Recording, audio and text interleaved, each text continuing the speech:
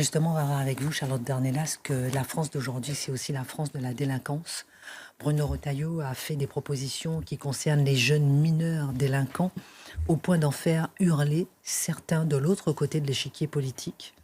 Il parle d'encadrement militaire, de suppression d'allocations pour les familles de délinquants.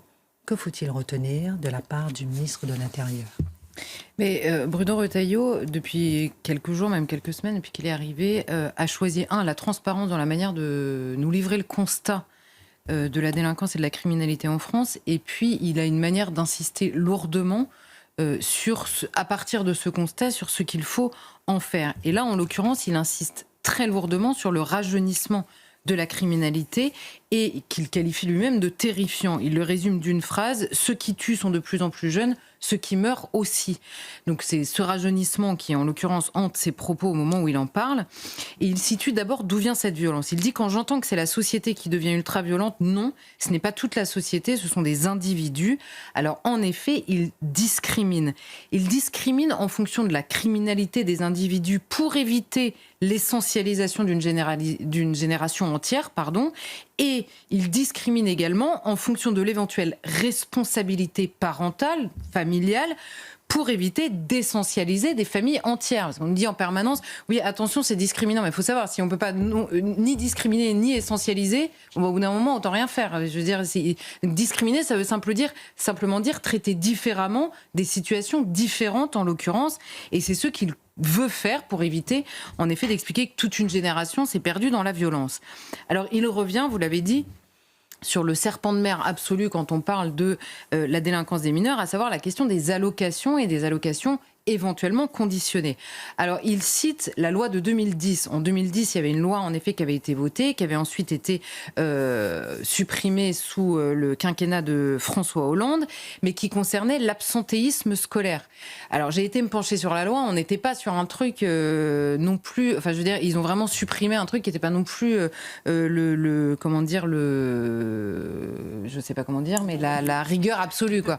C'est-à-dire que c'était au bout de 4 absences, vous pouviez en effet supprimer les allocations liées à ces absences scolaires, 4 absences en un mois, et si par hasard il y avait un retour à l'école sur un mois continu, il y avait une rétroactivité des allocations qui n'avaient pas été données. Je le précise et je fais une parenthèse pour qu'on comprenne que c'est pas ceux qui veulent supprimer tout argent d'un côté et ceux qui veulent en distribuer quoi qu'il arrive. Alors en effet, les hurlements sont immédiats, mais on va écouter en entier. Bruno Retailleau dit: il y a des familles de bonne volonté et débordées. Il y a des familles qui ne remplissent pas leurs devoirs, notamment concernant l'assiduité à l'école, ce que je vous disais. Donc on va poser la question beaucoup plus simplement. Est-ce que la mère débordée, qui s'occupe parfaitement de ses enfants et qui en voit un lui échapper, par exemple dans le trafic, est comparable à 2 parents qui sont eux-mêmes en prison au détriment de l'éducation de leurs enfants, ou comparable à des parents qui inventent un faux alibi pour sortir leur enfant de l'ornière, comme on l'avait vu à Cannes, souvenez-vous, avec ces gamins qui avaient renversé une vieille dame. C'est dans la famille de l'un d'eux qu'ils avaient inventé un faux alibi pour essayer de lui faire échapper, en l'occurrence, à la justice. Eh bien, dans ces cas-là, non, le mérite n'est pas le même. Et oui, il est injuste de traiter de la même manière tous ses parents. Certains sont littéralement débordés et ne méritent pas d'être punis pour quelque chose qui les a dépassés. D'autres méritent de l'être parce que ces allocations ne sont pas simplement une distribution automatique. C'est une manière pour l'État de reconnaître la délégation de services publics, entre guillemets, qu'il donne aux parents pour son propre avenir. C'est parce que vous, parents, êtes premièrement responsables de l'éducation des enfants que nous, État, avons un intérêt à ce qu'ils soient bien élevés et que donc on va vous soutenir. Si les parents ne le font pas correctement, il est normal que l'État s'interroge sur cet argent qui, et encore une fois, n'est pas un dû. Et donc, quand on se soustrait à ses devoirs, nous dit Bruno Retailleau, il peut y avoir des sanctions. Il peut y avoir des sanctions. Et là, simplement, pour, regarder ce débat par rapport à ce que sont déjà nos textes. On a l'impression que c'est la révolution absolue d'imaginer quelque chose comme ça. Alors j'ai regardé ce qui était déjà en place, parce qu'on pourrait peut-être commencer par là. Déjà, le Code civil dispose la responsabilité civile des parents. Ouvrez les guillemets, le père et la mère, en tant qu'ils exercent l'autorité parentale, sont solidairement responsables du dommage causé par leurs enfants mineurs habitant avec eux. Voilà pour la responsabilité civile, il est évident qu'il y a un lien entre les deux. Le code pénal, par ailleurs, sur la responsabilité pénale, dit « nul n'est responsable pénalement que de son propre fait ». Évidemment, si votre enfant tue quelqu'un, vous n'êtes pas vous responsable comme si vous l'aviez tué. Mais le code pénal, toujours, dit « le fait par le père ou la mère de se soustraire sans motif légitime à ses obligations légales au point de compromettre la santé, la sécurité, la moralité ou l'éducation de son enfant mineur est puni de 2 ans d'emprisonnement et 30 000 € d'amende. » Voilà quel est l'état du code pénal aujourd'hui. Donc c'est précisément au nom de l'individualisation des peines appliquées aux parents selon leurs responsabilités engagées qu'il faut prendre au sérieux la proposition de Bruno Retailleau et de tant d'autres avant lui, enfin. Mais ce n'est pas la seule proposition de sanction qu'il évoque, Charlotte, puisqu'il envisage également un cadre militaire pour les jeunes délinquants. Là encore, il y a de quoi faire réagir. Alors là, il y a quelque chose qui m'a amusée, puisque Bruno Retailleau explique, il dit oui, d'accord, il y a la police et la justice, mais il faut se poser la question de l'éducation. Donc, quand on parle de la répression, de l'autre côté de l'échiquier politique, en général, on hurle en disant vous ne pensez que répression, pensez prévention. Quand on parle de la prévention, ils disent oui, alors la prévention répressive, c'est bien, mais la prévention éducative, c'est mieux. Et quand Bruno Retailleau arrive et dit voilà, il faut solidifier la chaîne pénale, mais il faut aussi se poser la question de la prévention par le biais de l'éducation, ça va toujours pas, et c'est encore un discours qui devrait pourtant être fédérateur. Alors après, on peut se débattre à l'infini sur les moyens utilisés, mais au minimum, la question de la prise en compte de la prévention devrait l'être. Or, certaines familles, c'est factuel, sont criminogènes, d'autres sont débordées, on les a déjà évoquées, mais certaines sont criminogènes. Donc, il faut se poser la question de l'accompagnement de ces enfants, non pas en raison d'une mauvaise éducation. On n'est pas en train de détecter une mauvaise éducation et donc on va arracher les enfants à leurs parents parce qu'ils ne sont pas capables d'avoir l'éducation qu'on voudrait qu'ils aient pour leurs enfants. Non, en raison de la criminalité que ça engendre. C'est quand même 2 choses extrêmement différentes en l'occurrence. Et il y a également une nécessité vis-à-vis de l'école.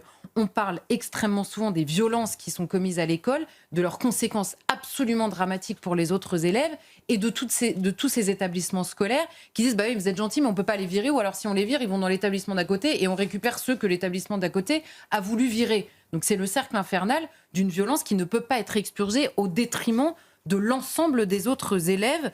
Donc évidemment, à partir du moment où certains parents échouent à donner une éducation qui préserve de la délinquance, voire de la criminalité, que l'école n'est clairement pas faite pour rattraper cette défaillance quand elle est sur le terrain de la violence, alors que faire pose, en l'occurrence, c'est la question que pose Bruno Retailleau, de ces enfants, parce qu'il parle de 10, 11, 12 ans, de ces enfants qui sont en rupture de banc, comme il dit. Alors, il dit, moi j'envisage une solution éducative militarisée dans des établissements qui auraient une discipline militaire pour les encadrer strictement dès le premier délit grave. Et il évoque cette proposition dans le cadre du narcotrafic. Vous savez, au moment de son déplacement avec Didier Migaud, il parle de l'implication de ces gamins et il révèle au passage, ça n'a pas fait énormément de bruit, que les narcotrafiquants marseillais sont impliqués dans la mort du gamin de 15 ans à Poitiers et dans la mort de Nicolas. Vous savez, on l'avait évoqué cette piste-là. Il dit clairement, il est ministre de l'Intérieur et il y a des informations que nous n'avons pas, qu'ils sont impliqués dans ces 2 morts-là. Donc évidemment, on comprend qu'il faut prendre ça au sérieux. On parle donc de jeunes impliqués dans des réseaux qui manient à l'envi, et nos téléspectateurs le savent par cœur, l'intimidation évidemment, la sanction autrement plus énervée que la suppression d'une allocation une fois de temps en temps, et un fonctionnement absolument ignoble dans la manière de gérer. Donc ces gamins sont peut-être attirés par l'argent facile, sont peut-être livrés à eux-mêmes dans une famille défectueuse ou dans une éducation nationale défectueuse, puisque, en l'occurrence, l'absentéisme scolaire n'est pas exactement prévu au programme. Mais ils sont surtout les pions d'une organisation criminelle sans aucune limite, dramatique pour tous les congénères de leur génération, on l'a déjà vu, et qui ne respectent aucune vie, même pas la leur, évidemment. Donc pour toutes ces raisons-là, ces gamins, il faut trouver un moyen de les extraire du milieu criminel dans lequel ils sont et qui est évidemment dangereux pour nous tous et pour eux-mêmes en particulier. Donc que ceux qui hurlent nous expliquent quelle est leur solution. À la limite, on pourra en discuter. Mais ils ne peuvent pas se contenter de hurler, me semble-t-il. Alors Charlotte Dornelas, l'armée est de plus en plus souvent envisagée comme solution contre le trafic de drogue pour ces jeunes, voire même au pouvoir pour restaurer l'autorité. Comment le comprendre ? Alors moi, il y a une question que j'aurais bien posée à Bruno Retailleau, c'est pas moi qui faisais l'interview, mais On va l'appeler. c'était voilà, il parle d'établissements dans lesquels il y aurait une discipline militaire. Est-ce qu'il veut qu'elle soit rendue par des militaires ? Les deux questions sont très différentes parce que les militaires ne sont pas des éducateurs, hein, c'est pas leur métier. Premièrement, qu'est-ce que ça veut dire une discipline militaire ? Ça veut dire des journées avec des horaires contraintes, une obligation d'horaire. Dans l'imaginaire collectif, c'est évidemment ça que l'on entend quand on veut faire appel à l'armée. Des ordres à respecter, beaucoup de sport, des sanctions immédiates et pas vraiment discutables. Hein. Il n'y a pas de remise de chance 14 fois avant qu'éventuellement peut-être vous soyez privé de goûter. Un esprit de corps évidemment et un but commun.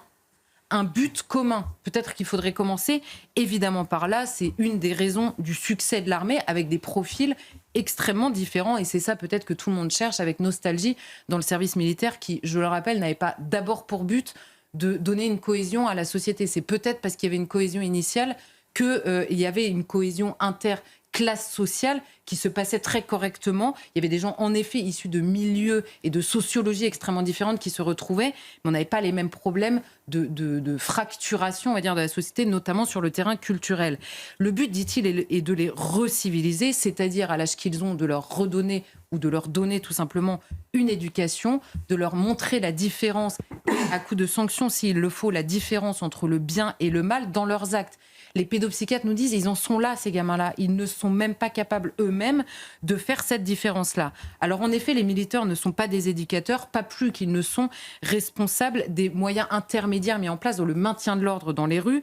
Souvent, on veut faire appel à l'armée pour, par exemple, dans les quartiers, on entend beaucoup ça, évidemment. Ce week-end, alors c'était dans le JDD, Cocorico, mais le ministre des Armées, Sébastien Lecornu, a répondu, il dit « Les militaires peuvent être amenés à tuer sur ordre pour remplir leur mission.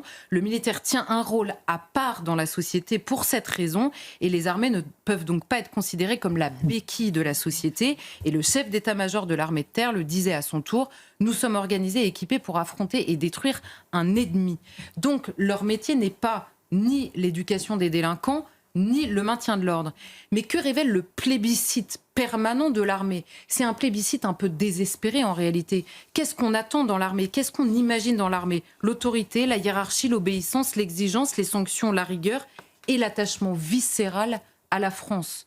Alors peut-être qu'il serait temps que le monde politique récupère, parce que c'est un mot à la mode, récupère toutes ces valeurs-là en constatant qu'elles ont disparu partout sauf dans l'armée et que c'est peut-être tout simplement ça que les Français attendent.